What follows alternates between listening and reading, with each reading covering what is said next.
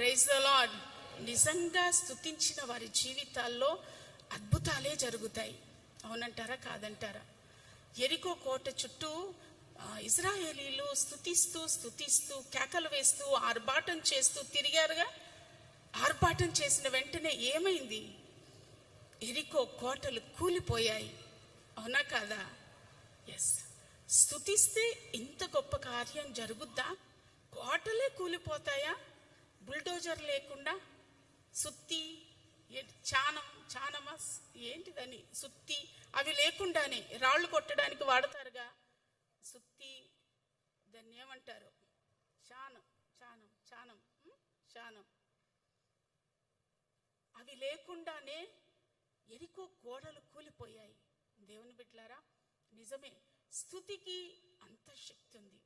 మనం స్తుతించగలగాలి, కానీ మన ఇంట్లో ఉన్న సమస్యలు పటాపంచలైపోతాయి. అది ఎటువంటి సమస్య అయినా సరే, అది ఎంత మనకు భయాన్ని గొలిపించే సమస్య అయినా సరే, మనం స్తుతించగలిగే వారంగా ఉంటే నిశ్చయంగా ఒక గొప్ప విడుదలను చూస్తాం.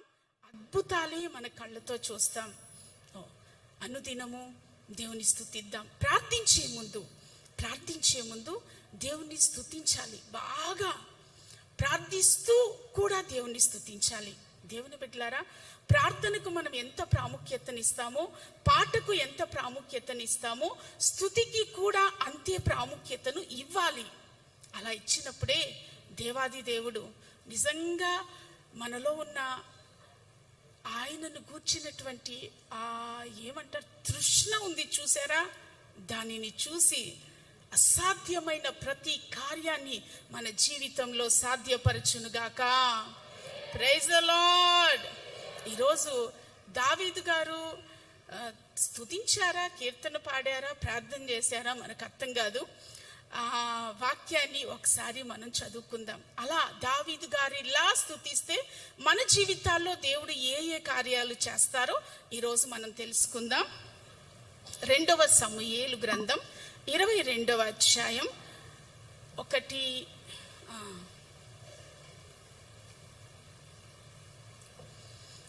యెహోవా తన్ను సౌలు చేతిలో నుండి, తన శత్రు సౌలు చేతిలో నుండి, సౌలు ఒకటే దావీదు వెంట పడ్డాడు. ఎన్ని రోజులు? 40 సంవత్సరాలు వెంటపడ్డాడు. ఒక్కరోజు కాదు, 2 రోజులు కాదు. అడవుల్లోకి తరమేసేసాడు, ఊర్లు తిప్పేశాడు, గ్రామాలు తిప్పేశాడు.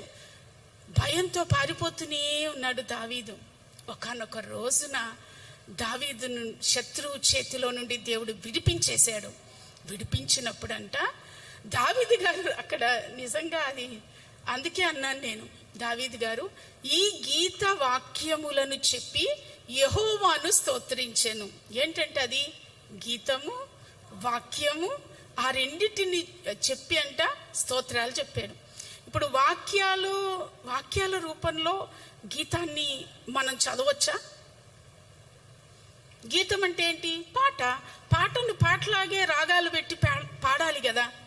మరి ఇక్కడ గీత వాక్యాలు అన్నాడు కదా, పాటను కూర్చిన వాక్యాలు కదా, దాన్ని పాడాలనా చదవాలనా? మరి ఏం చేశాడు ఇక్కడ? స్తోత్రించాడు. ఏం చేశాడు? స్తోత్రించాడంట. అది పాటను పదాలుగా వ్రాసి ఆ పదాలను పెట్టి దేవుణ్ణి స్తోత్రించాడంట. Praise the Lord, praise the Lord, praise the Lord. కొన్ని పాటలు రాశాడు, పాటలు పాడాడు, దేవుణ్ణి స్తుతించాడు. కొన్ని ఆ వచనాలు చెప్పి దేవుణ్ణి స్తుతించాడు. Praise the Lord, praise the Lord. Next 3వ వచనం.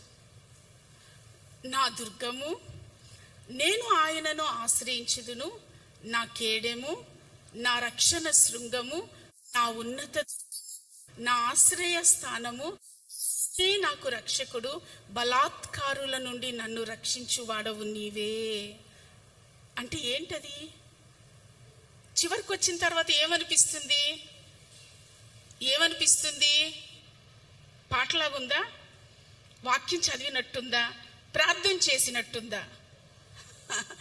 దావీదు గారంటే దావీదు గారే సూపర్, స్పెషల్ మ్యాన్ అనొచ్చు, బిలీవర్ అనొచ్చు. నిజంగా గీతాన్ని వాక్యంగా రాశాడు, చివరికి దాన్ని రక్షించువాడవు నీవే దేవా అన్నాడు.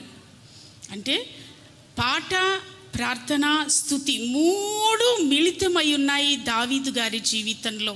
దేవుని బిడ్డలారా, మన జీవితంలో కూడా ప్రార్థన, పాట, స్తుతి, ప్రార్థన, పాట, స్తుతి. అదే ప్రార్థన, అదే పాట, అదే స్తుతి. సర్వోన్నతుడా నీవే నాకు ఆశ్రయ దుర్గము. చదివేటప్పుడు సర్వోన్నతుడవగు దేవా మిమ్మల్ని స్తుతిస్తూ ఉన్నాను. ఓకే. స్తోత్రం చెప్పేటప్పుడు సర్వోన్నతుడా మీకు స్తోత్రం, సర్వోన్నతుడవగు దేవా మీకు స్తోత్రం. అదే ప్రార్థన, అదే పాట, అదే స్తుతి. Praise the Lord. అందుకని ఇక్కడ అంటున్నాడు కదా దేవుడు, దావీదు గారు దేవుణ్ణి అంటున్నారు. దీని 4 భాగాలుగా మనం విడదీస్తే, నా కేడేము మొదటిది, నా రక్షణ శృంగము మూడవది, నా ఉన్నత దుర్గము, నా ఆశ్రయస్థానము. Praise the lord. ఎప్పుడైనా మీరు ప్రార్థించేటప్పుడు ఈ పదాలు ఉపయోగించారా? ఉపయోగిస్తే ఒకసారి చేయి పైకెత్తండి. ప్రార్థించేటప్పుడు ఎస్, మీరెవరు? ఒక్కరు. థ్యాంక్ యూ అయ్యా. దేవుని బిడ్డలారా, ప్రార్థించేటప్పుడు ఈ పదాలు ఉపయోగించాలి. పాడేటప్పుడు కూడా ఈ పదాలు ఉపయోగించవచ్చు. ఎలా? నా కొండ కోట నీవేనయ్యా యేసయ్యా, నా అండదండ నీవేనయ్యా, నా జీవపు ఊట నీవేనయ్యా యేసయ్యా, నా జీవితమంతా నీతో ఉంటా యేసయ్యా, యేసయ్యా నా తోడు నీవేనయ్యా, నా యేసయ్యా నీ నీడలో ఉంటానయ్యా, యేసయ్యా నా తోడు నీవేనయ్యా, నా యేసయ్యా నీ నీడలో ఉంటానయ్యా. ఎంత బాగున్నాయి ఈ పాటలు. మీకు ఎవరికి రావట్లేదంటే లేటెస్ట్ సాంగ్స్ అన్నీ విని ఈ పాత పాటలు విడిచిపెట్టేసేస్తున్నారు అనుకుంటున్నాను నేను. అంతేనా? నా కొండ నీవే యేసయ్యా, నా కోట నీవే యేసయ్యా, నా అండ నీవే యేసయ్యా, నా బండ నీవే యేసయ్యా, నా ఆశ్రయం నీవే యేసయ్యా. అలా పాడుకుంటూ వెళ్ళిపోతే నిజంగా ఎంత మాధుర్యంగా ఉంటుందో కదా. నిజంగా యేసయ్యను అలా స్తుతించుకుంటూ వెళ్ళిపోతే అదే పాట, అదే ప్రార్థన. నా కొండవైన దేవా సహాయం చేయవా, నా ఆశ్రయమైన దేవా సహాయం చేయవా. Praise the lord. బైబిల్ చదివేటప్పుడు కూడా అలాగే, నా ఆశ్రయమా, నా ఆశ్రయ దుర్గమా, నా రక్షణ శృంగమైన దేవ. Praise the Lord, praise the Lord, praise the Lord. ఆయనంట నా ఉన్నత దుర్గము, నా ఆశ్రయ స్థానం. దేవుని బిడ్డలారా, ఎవరైతే ఈ పదాలను వల్లించి దేవుని సన్నిధిలో నా కేడమా, నా రక్షణ శృంగమా, నా ఉన్నత దుర్గమా, నా ఆశ్రయ స్థానమా నీవేనయ్యా అని పాడతారో, ప్రార్థిస్తారో, వారి జీవితంలో దేవుడు నిశ్చయంగా అద్భుతమైన కార్యాలు దేవుడు చేయడానికి సిద్ధంగా ఉన్నాడు. Praise the Lord, praise the Lord, praise the lord.